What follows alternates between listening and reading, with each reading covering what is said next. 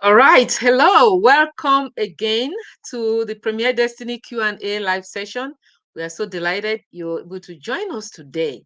We have a very interesting question, and I hope you'll be able to learn a lot as we respond to this question. It happens to be just me today, okay? Usually it's Paul and Joan from Premier Destiny doing this Q&A lives on Tuesdays at 12 p.m. Eastern Standard Time. So it's going to be just me today. Paul says hello, and hopefully he'll join us next time. But for those of you who may not be aware, Paul and I are transformation experts. And what do I mean by that?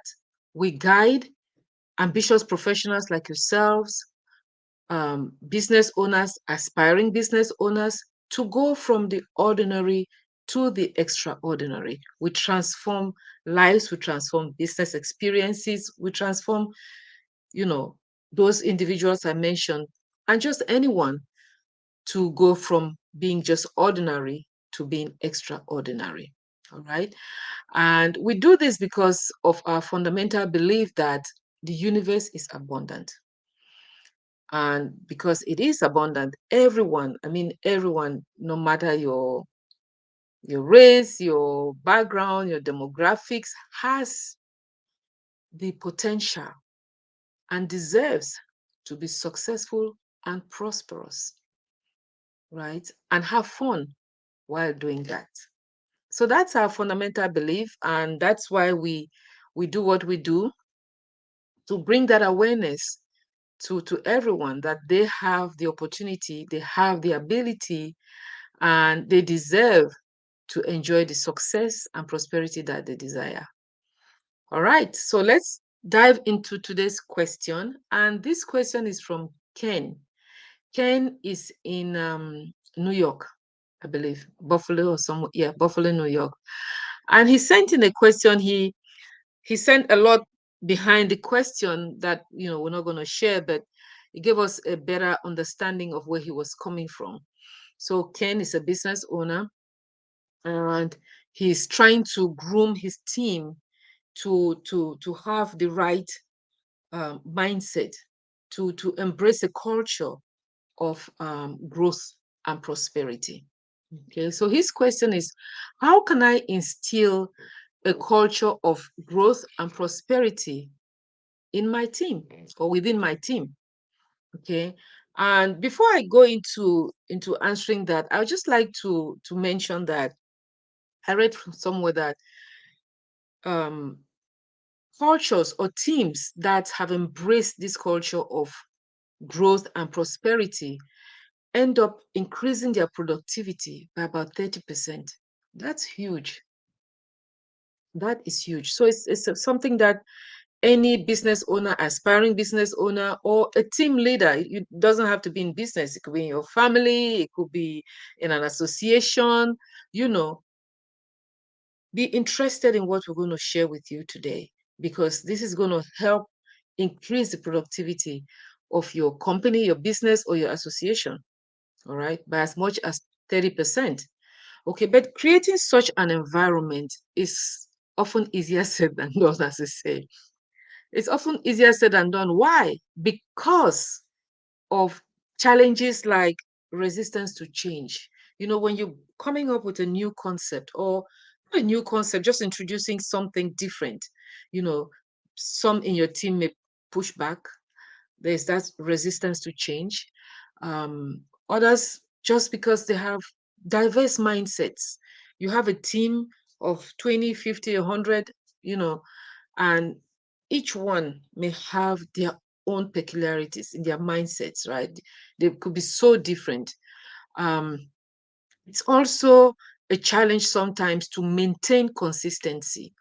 It's one thing to get started, and it's another thing to maintain that consistency, to keep the emotion going, the motivation to embrace that culture of prosperity and growth. So it can make the journey a little bit complex, but I'll be sharing with you today some key strategies to help you um, be able to accomplish that, be able to cultivate that mindset right? That culture within your team. So let's start by looking at this. The first strategy, I think, will be to acknowledge that there are challenges, period. Because if you don't acknowledge these challenges, you're going in blindly. You have to acknowledge that there are so many people in your team, or however few they are, but they come with diverse personalities, they come with diverse mindsets, they come with diverse skill sets, they come with different attitudes, right? So you have to um, understand this to begin with, and then see how you can leverage those differences, see how you can um, find some strength within the differences and hone in on those strengths. All right. You should also stress the importance of addressing these differences with your team head on. Okay. So that you can set the platform, you can set the foundation, you can set the atmosphere right before you start doing what I'm going to be sharing with you. Okay. So, for example, if you're introducing a new process or strategy, think about the comfort level of your team members.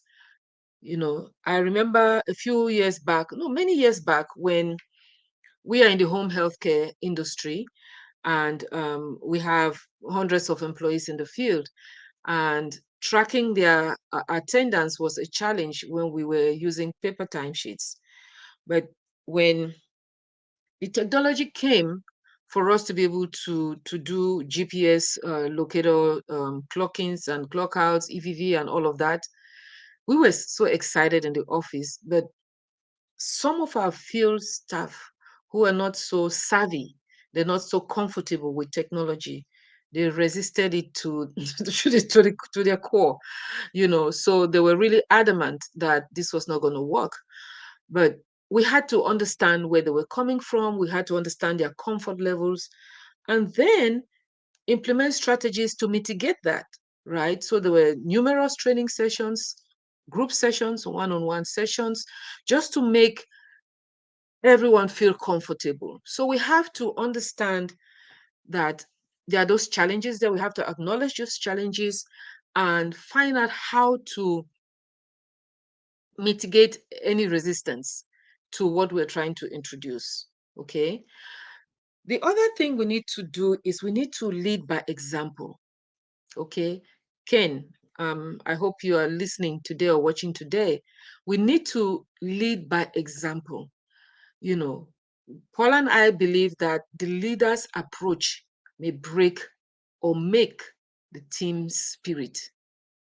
When you walk through that door in your company, your office, or your association, or your team, or your gathering, the energy that you bring in as a leader can make or break your team spirit. And as a result, create the culture that you would have in that team. Okay. You have to lead from the front by demonstrating the behaviors and attitudes that you want your team to emulate or to adopt. So Ken is looking for a culture, a growth and prosperity culture in his team. He has to embody that. He has to be the one to show the team that it is possible by embracing it himself. So if you are one who is looking to adopt that in your company, you have to show it, show that growth mindset, show that prosperity mindset. Then your team will look at you and be enthusiastic about following what they see. You'll be able to inspire your team in how you carry yourself, right? That's how you begin to slowly but eventually, gradually create that culture in your team. They're always looking at the leader. Your team members are always looking up to you. So they need to see you, demonstrate that for them to copy or to emulate. All right. I read a quote by former First Lady Eleanor Roosevelt, and she said, "To handle yourself, use your your head, I think. Yes, she said, to handle yourself, use your head, but to handle others, use your heart. So you have to express yourself, come across so that they can see your heart, so to say, and then follow suit. All right. Cultivate a growth mindset within your team. And I know some of you may say, but how do you do that? Right? First, starting with the leader, cultivate a growth mindset. So you create an environment where there's continuous learning. There's continuous learning, positive attitudes. If you come in as a leader and you're all negative, that's what your team is going to copy, right? So you have to have positive attitude towards challenges. Challenges are there, you acknowledge them, but you let them understand that you can overcome this challenge, especially as a team. You can do it. Okay. It's the words that you use, the interpersonal skills, how you project yourself, it will help create that growth mindset. Okay. Encourage your team members to feel safe to experiment. Sometimes, as leaders, we tend to, we want to hold down, things. We really want to make sure that everything is the way we want it to be. But sometimes we have to let our team members experiment. Of course, taking calculated risks, I, I would like to add. Excuse me. But let them experiment. Sometimes it may not go the way you would like things to go. But if it's a calculated risk, I believe that you can mitigate the risk as well. All right. So let them feel free to know that they have been empowered to take those risks. Then they'll be able to be creative, they'll be able to think outside the box, and you start creating that growth mindset within them. Okay. You have to also learn to reduce the stigma that may come from failure, okay, that surrounds failure. Because if you take that away, then they're not like afraid to try something new because they know that you've got their back, so to say. All right. And then you also encourage problem solving amongst your team. I like this, Ken, that I'm going to share with you is hire for attitude and train for skills. This is a saying out there. I don't know who said it, but they say hire for attitude and train for skills. When we hire, you know, at our company visiting angel, other company, home care company, visiting angels, we hire for personality, we hire for attitude, and we train for skills. I'm not saying that the employees don't come with some level of training, they do. They're very experienced, but we train for the specific skills that we need them to acquire to be successful in our company. Okay, so set out your intention. What do you want? What are you looking for as you hire these employees? You're looking for team members with the right mindset. You're looking for team members who are going to be able to embrace that culture of growth and prosperity. So you do this, you set that intention out, and when you're interviewing them, you're looking for that trait or those traits, right? You're looking for the growth mindset, the success mindset, the can-do attitude. You're looking for all those things because when you hire those employees, you hire employees with those belief systems, then you slowly but surely, one at a time, build that team that has the right mindset and will be able to have the right culture you're looking for. All right. Um, we do use those assessment tools at our company. There are many of them out there, but Paul and I have found the ones used by, I believe they call corporate class. Yes, corporate class. They have the breakthrough point assessment. They have the they have so many of them. The executive presence, yes, they have the executive presence, and they have a mindset fitness assessment, which we found really, really amazing, an eye opener. I mean, all of them are really great. So you can adopt any of these, and if you need more information, just reach out to me. I can help you there. to let you know before you even hire someone to your team, bring someone onto your team, what kind of mindset they're going to be coming with, what kind of attitude, the personality that they're going to be bringing to your team. And if it's not the right one to fit the culture, then you don't bring them on, right? Again, you can always train for the skills. Absolutely, you can train for the skills. Okay. One thing that we do as leaders, sometimes that could be detrimental, is we implement these strategies and then we forget about them, right? And we think that culture is just going to remain, it's just going to get better and better. No, it doesn't work that way. We have to do regular check-ins for feedback, right? To see how things are going.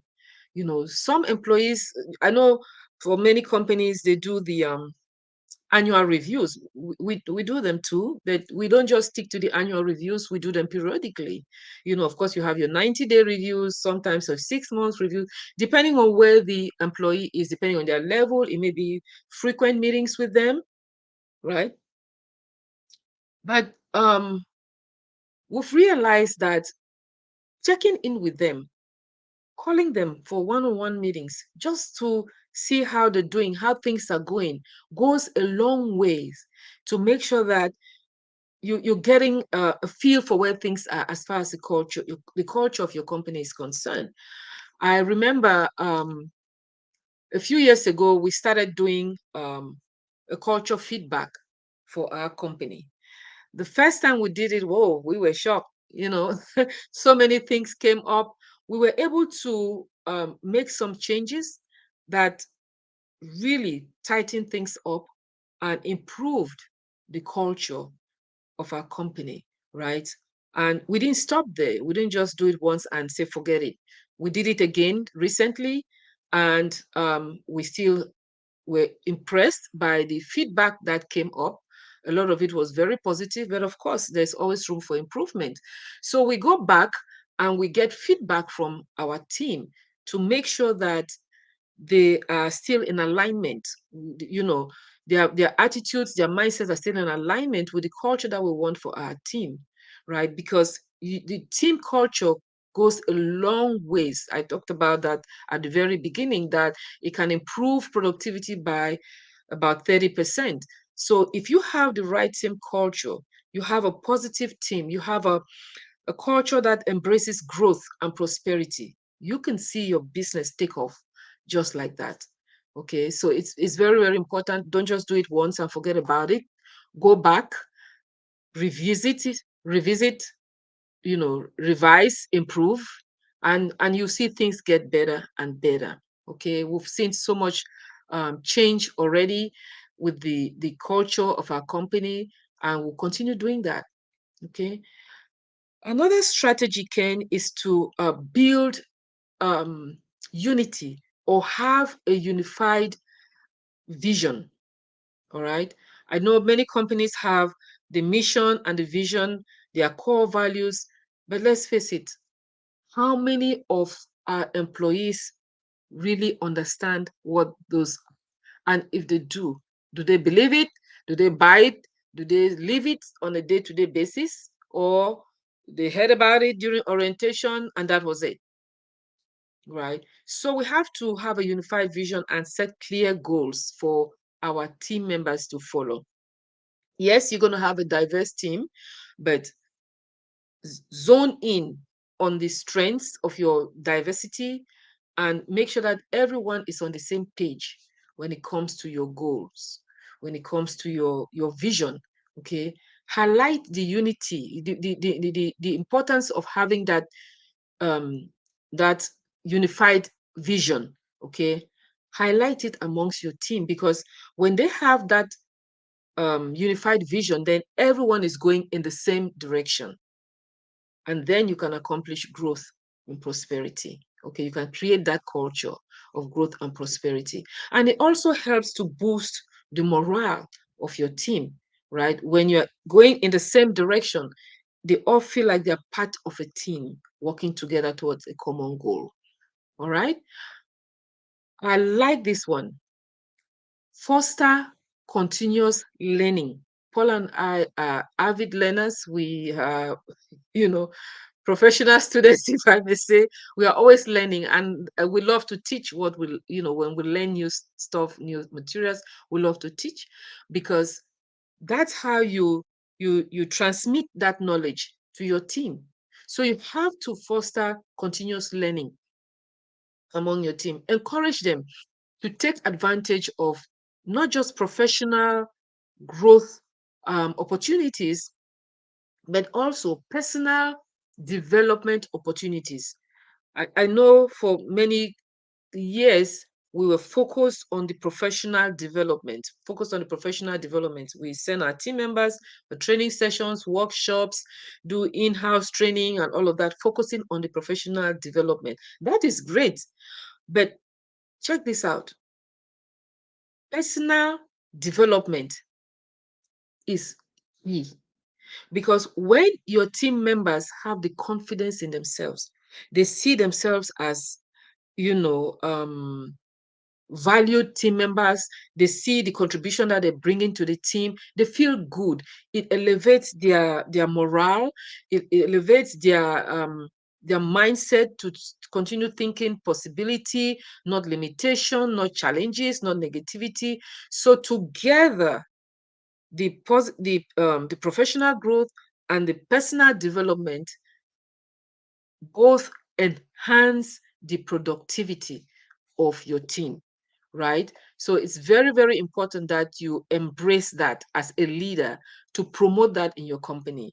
We do that a lot, and our last workshop for our team was on mindset. So of course, Paul and I thought that led that workshop, and we were so impressed by how well the team embraced it.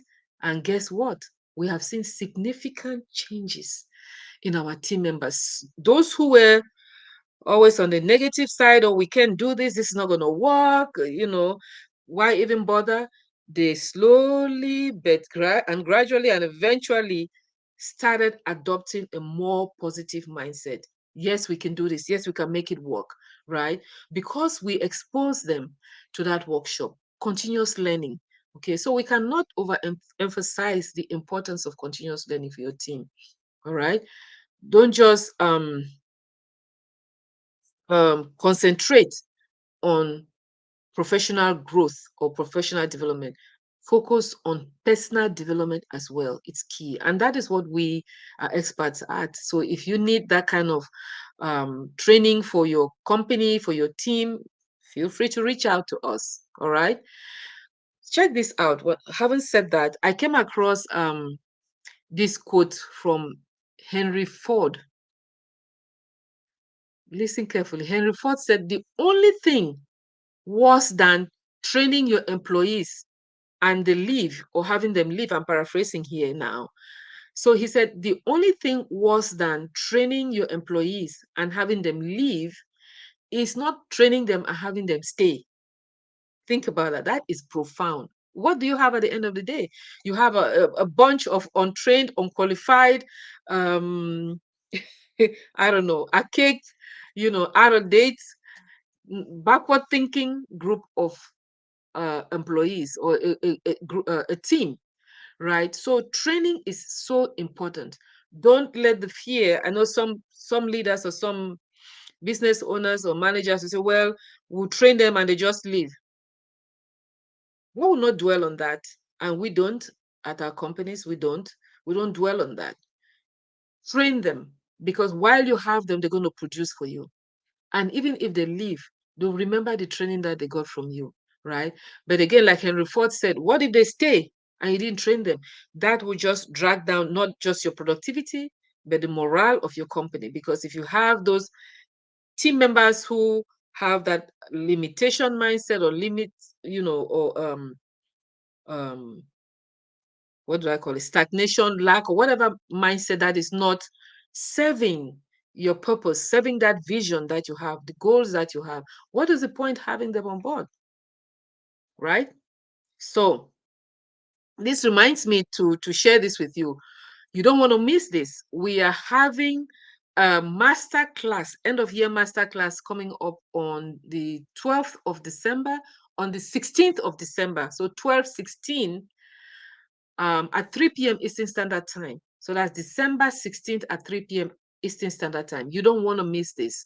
This end of year master class that is just going to take you to a different level as you go into the year 2024. It's already here, it's around the corner. So we are so excited. Paul and I are so excited to share with you a lot of information, valuable information, vitally important information that will transform the way you get into 2024 and experience results in 2024. And that masterclass is going to be titled Dream It, Achieve It, Your Blueprint for Success in 2024. So you don't want to miss that, all right? So again, it's continuous learning, personal development, right? Okay. So what else can you do to encourage or to create that culture of growth and prosperity within your team? Empower decision making. Let your team members feel free to be able to make decisions. Of course, like I mentioned earlier, they have to be risk. They have to be calculated risks, right?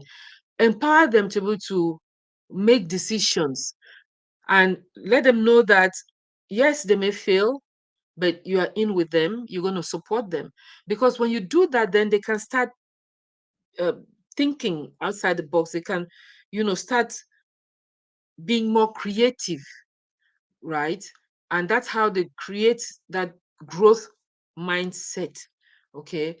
Our directors and managers, when they come to us, Paul or myself, they've been trained and they know this.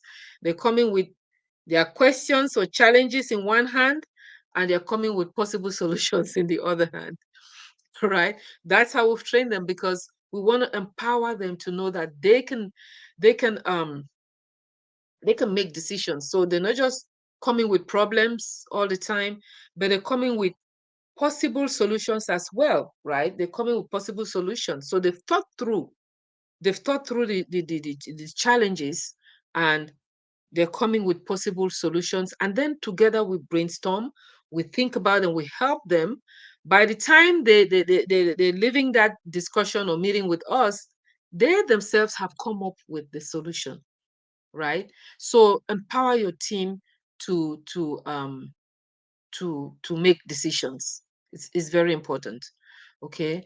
Again, just let them know that failures could be stepping stones, right? Like I usually say, setbacks are setups.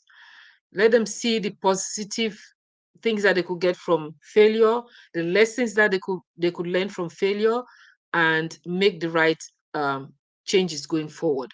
Okay.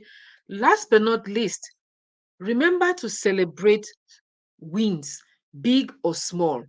Okay. Someone once said in our company that in our home health company that when they come to work for us or work with us, they end up gaining so much weight because we're always providing lunch and stuff like that.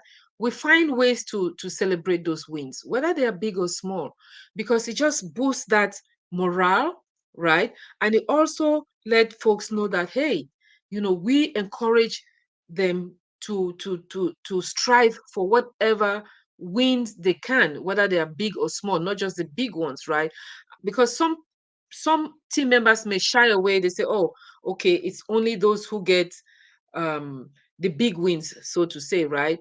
Maybe they have a big contract that are recognized, and so for them it's like, why bother? No, whether the win is big or small, celebrate it.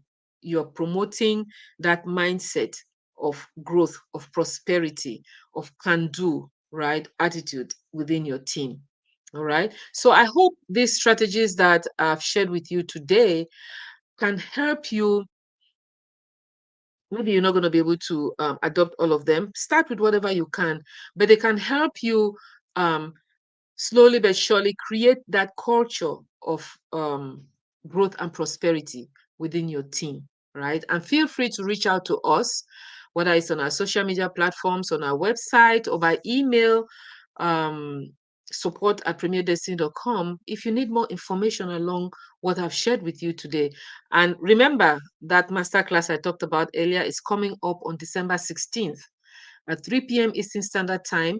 We're going to be sharing the links. So check our social media platforms for the links to register. It's free. Feel free to register and make sure you participate, share it with others, because it's going to be a game changer for you as you step into 2024. All right. So that's it for it today, folks. Remember, check our website, check us out, follow us on social media platforms. Send in your question. Yours may be the one that is answered next time. We already have a question for next week, I believe. But please feel free sending your questions. Let's see how we can help you. We share this information to enrich others. So together we can all be better and have more fun, success, and prosperity. Okay, Jacqueline, thank you so much for your comments. Yes, it's December 16th. December 16th. That should be a Saturday. Yes, it is a Saturday. At 3 p.m. Eastern Standard Time. All right. So until then, folks, no, until next Tuesday. Life is good, so make the best of it. All right. Talk to you then. Bye bye. And thank you so much for joining us today, Jacqueline, and everybody else who joined us for this Q&A live.